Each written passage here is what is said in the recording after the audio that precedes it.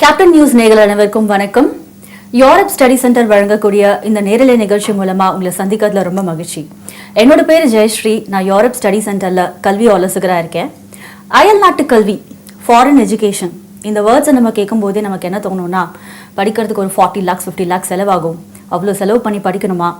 செலவு பண்ணி படித்தாலும் அந்த கல்விக்கான தரமான எஜுகேஷன் நமக்கு கிடைக்குமா? அது மூலியமா நமக்கு என்ன பெனிஃபிட் கிடைக்கும்? இந்த மாதிரி நிறைய கொஷின்ஸ் உங்களுக்கு இருக்கும்.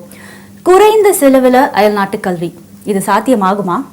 இதுக்கு சாத்தியம்னு மட்டும் ஒரு வரியில பதில் சொல்லாம, கடந்த 13 வருடங்களா ஐரோப்பிய நாடுகள்ல இருக்கக்கூடிய அரசு பல்கலைக்கழகங்களுக்கு ஆயிரக்கணக்கான மாணவர்கள் தங்களுடைய இளநிலை மற்றும் முதுநிலை பட்டம் படிப்பதற்காக both bachelors and master studies படிக்கிறதுக்கான ஒரு வாய்ப்பை ஏற்படுத்தி கொடுத்த ஒரு பெருமை யூரோப் ஸ்டடி சென்டருக்கு இருக்கு.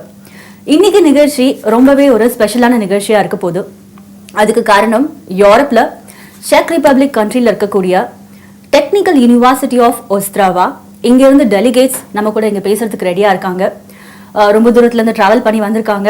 அண்ட் அவங்க கிட்ட அந்த யூனிவர்சிட்டி பற்றியும் ப்ரோக்ராம் பற்றியும், அங்கே யூனிவர்சிட்டியில் என்ன மாதிரி இன்டர்நேஷ்னல் ஸ்டூடெண்ட்ஸ், நம்ம இந்தியன் ஸ்டூடெண்ட்ஸ்க்கு படிக்கிறதுக்கான என்னென்ன ப்ரோக்ராம்ஸ் இருக்குது, அதை பற்றின இன்ஃபர்மேஷன் பற்றி இந்த செஷன் மூலமாக தெரிஞ்சுக்க போகிறோம். So I am very happy to welcome the delegates today. Please introduce yourself today for the viewers. Thank you very much. My name is Zdeněk Poruba and I am the Vice Dean of the Faculty of Mechanical Engineering, VSB Technical University of OSTRAVA. Within my position, I am responsible for the foreign affairs, and I am also the Vice Head of the Department of Applied Mechanics at the Faculty of Mechanical Engineering. Good afternoon. My name is Jakub Němec, and I'm the member of International Office team, and I'm working as coordinator there. Right. Welcome to our show, and a very warm welcome to our country as well. Thank you. Thank you very much.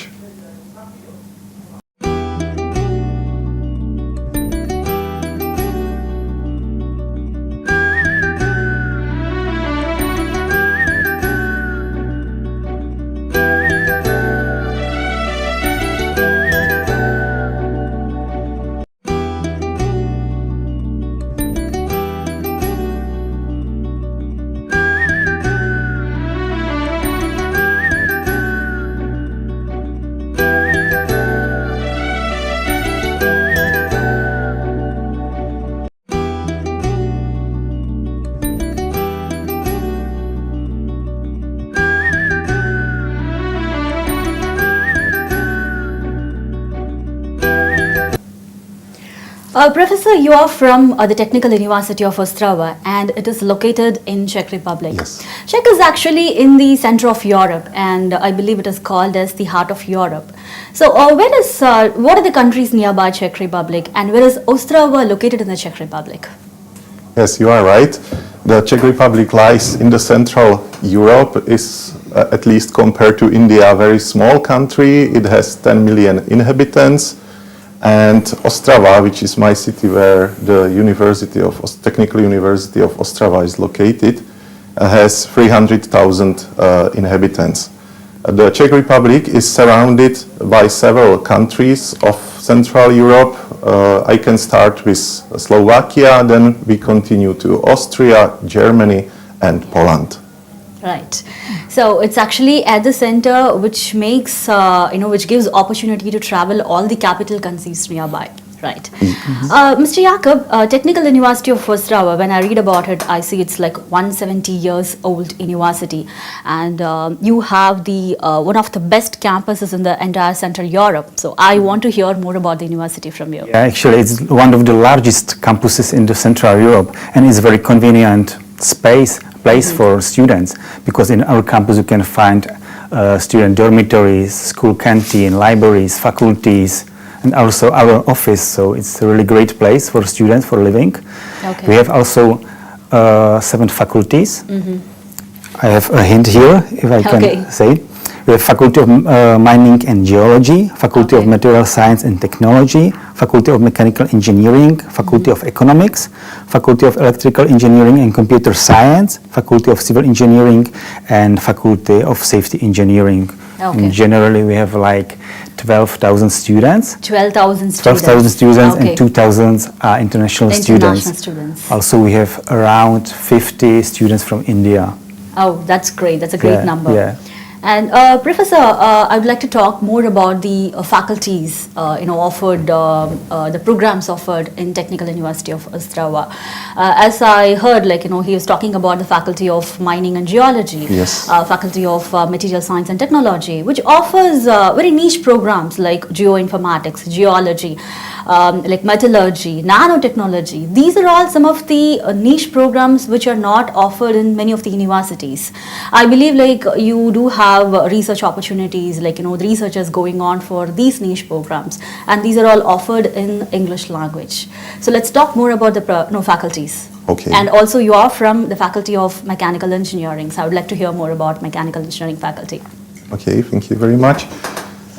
That's true what you told. Each faculty offers study programs both in Czech and English language. For instance, the Faculty of Mining and Geology offers the programs geological engineering, petroleum engineering, and so on. I have forgotten to tell that each faculty offers programs in bachelor, master, and Okay. also doctoral study programs. Okay. And everyone can find the information on the web pages of the university, which is www.vsb.cz. And then you can switch to English version, and you can find all the information about study programs offered by the individual faculty. And because I'm from the Faculty of Mechanical Engineering, Right. I would like to talk a little bit more about the Faculty of Mechanical Engineering.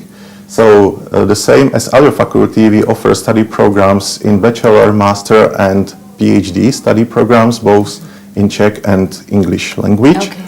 And I will focus to master study programs.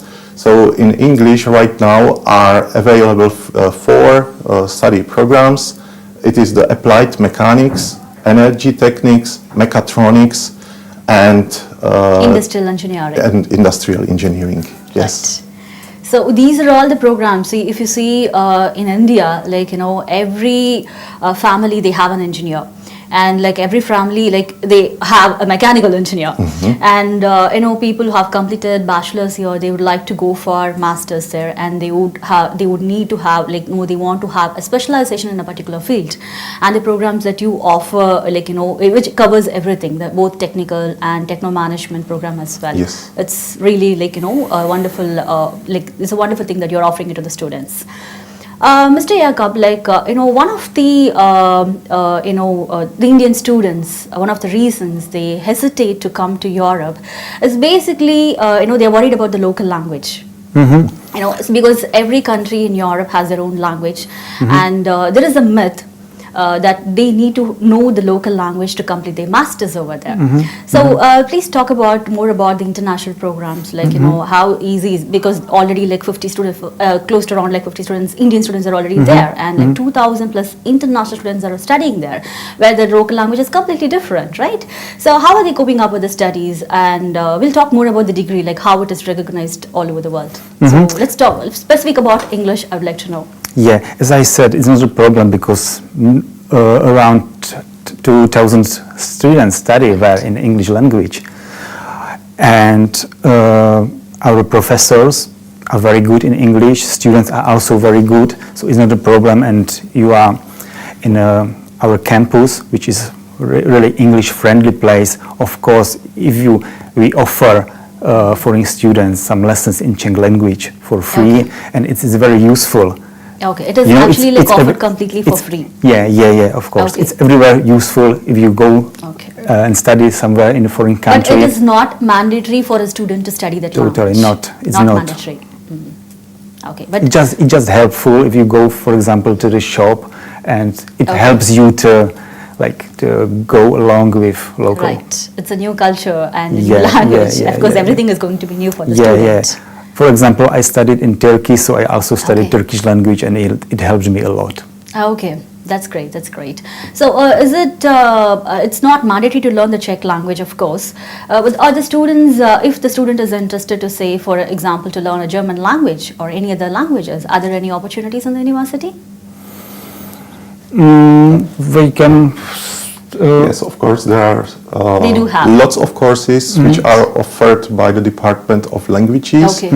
And the main languages, except English, are Okay. German, Spanish language, and now at our university we have so-called Confucius classroom, so the student or students have the opportunity to study also Chinese for free. Oh, that's great. It's all offered for free.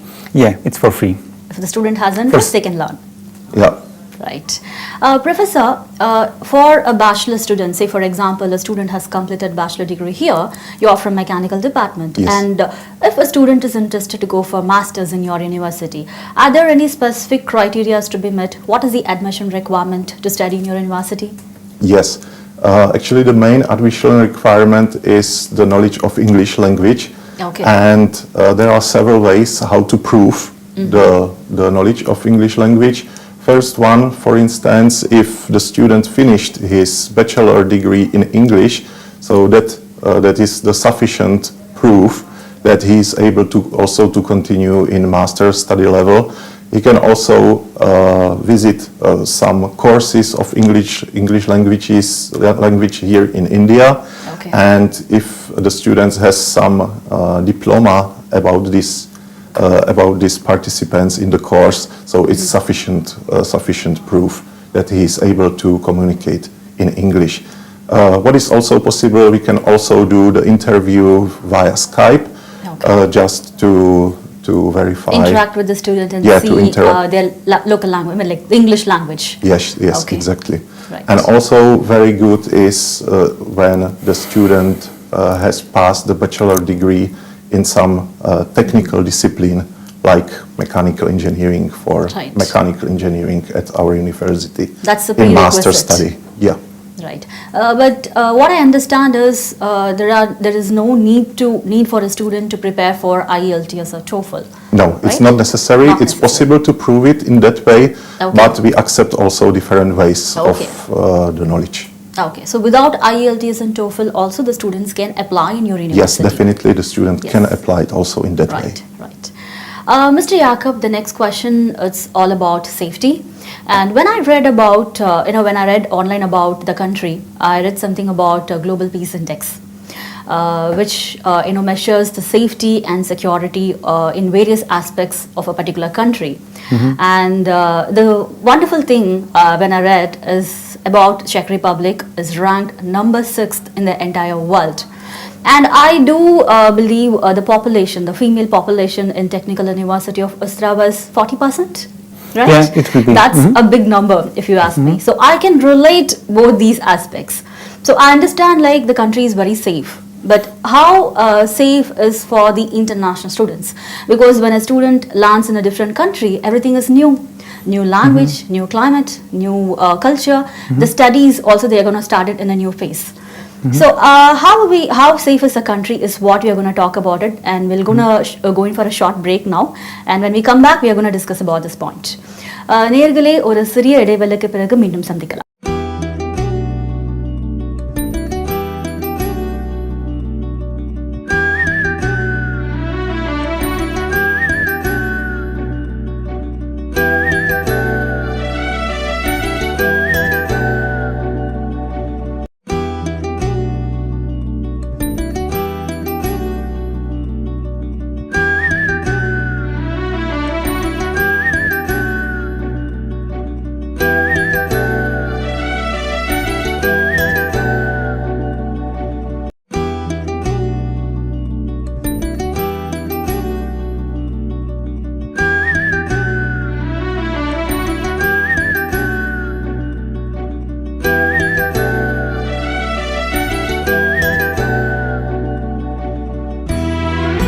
Welcome back to the show. Mr. Jakob, you were talking about the safety of the international students in your university. So, Exactly, as you said, our country is one of the most safest country in the world. Yes. You can easily prove it if you put it on the Google and you find a list with the Right. safest countries and where is the Czech Republic. For example, it's not a problem for girl, student, go out to the city during night. It's totally okay and you don't need to be afraid of some murders or some problems there. For example, we also offer a very interesting and very important service. It's called International Contact Point, where it's a very nice lady who is able to help students with some problems, with some health issues, for example, with some insurance issues, for looking for a job and etc. We also have ESN, that is the student club that helps foreign students in first weeks. For example, they wait for students at the airport or at the train station and do all the administrative stuff with them together. So it's not like they are just landed in a foreign place and they don't know where to go. No. Everything is taken care. Yeah. And people are used to seeing foreign students because VSB Technical University of Ostrava is not the only university in our city. There is another big one. So there are a lot of foreign students now. Right. Professor, the wow factor when I go into your website is the National Supercomputing Center. So I read about it and it says it has the power of 13,000 laptops connected together. So with one laptop I can do a lot of work. I cannot imagine having the power of 13,000 laptops. It's just wow for me. And I do believe a lot of research is going on with the supercomputer. So please enlighten more about the National Supercomputing Center. Okay, so the National Supercomputing Center, which is called IT4I, is the name of this center, is located directly in the university campus and it belongs directly to the Technical University of Ostrava. Except the researchers' work. And maybe I could also explain what the researchers do there. So they use the supercomputer for simulation of floods, for example, which is very, very computer time consuming. So only the supercomputer can help us to solve that questions, for example. But we have also the possibility for students to use the supercomputer. So when they do some time demanding work as the diploma work, for instance, so they have the possibility to get some computational time on this supercomputer. So they can have hands-on experience on the supercomputers, yes, is what directly, you're saying? yes. Okay, that sounds great. Yes, so there are, we call it competitions every 3 months, and each student and each employee of the university can request the computational time at the supercomputer, and it's highly probable that he or she will get it. So it's available both for employees and students on each level of study, so for bachelor's, master's, and PhD study level. Right. So it's like one of a kind in your university, right? The National Supercomputing Center is there in Technical University of Ostrava. Yes. Wherein the students can have hands-on experience and learn a lot, right? Yes, definitely, definitely. And when I read about it, it said close to around 2,370 papers and presently close to around 137 projects which have completed. It's just a wonderful number. Yes, and the main advantage is that also the students and employees and other people can be involved in that project. So really it's not only the information that the supercomputer is located at our university, but it can be really used also by students and others. Right. And I've seen many government projects are also undertaken by this center. Yes. It's not only our government, but also the European Union. So this combination of the money from the state and also from the European Union makes this working place very unique in our country. Mr. Jakob, let's talk about Schengen Visa in general. The student is going to get Schengen Visa, which is valid for 26 countries all across Europe, wherein they get to travel all across the place to get to know different culture, different language, and also about the learning perspective. It's going to be very useful for the student. And you do offer a program called Erasmus Exchange Program, and you have close to around like 200 plus partner universities worldwide, where the student can transfer from one university to another university, and they can continue their studies. So please talk more about the Erasmus program for the US. We have even more agreements. I think we are around 300 Erasmus agreements and around 60 exchange program agreements. Erasmus is focused on Europe, and exchange program is out of Europe. So students have like a really great possibility to live another culture around Europe. They can study in different university, or they can do also some internship. Yeah, and they get a scholarship from our universities. So it's they a great get also opportunity. paid. Yes, yes. As I said before, I used Erasmus.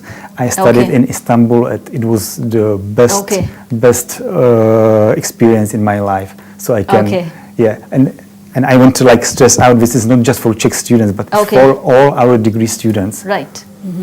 Good. So this question, I get it from almost like all the students I meet.